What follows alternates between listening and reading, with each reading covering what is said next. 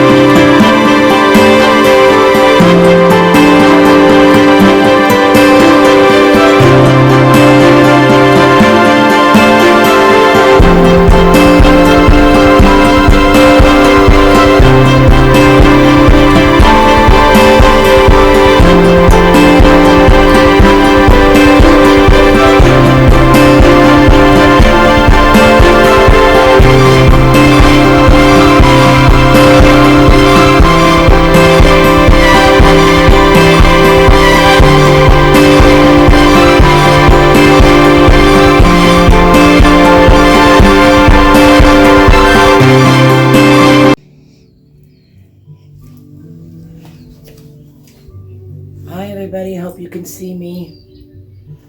We're going to use a sponge. You've seen me do this before on the lower half of the painting to get more paint in quickly. And then we're going to start working on this area called pointillism, which is a style of painting which is small brush strokes with layered color. So hopefully we'll get that all blocked in for the big wave, okay? And I just use car sponges that I tear up into small pieces like you can see, all right?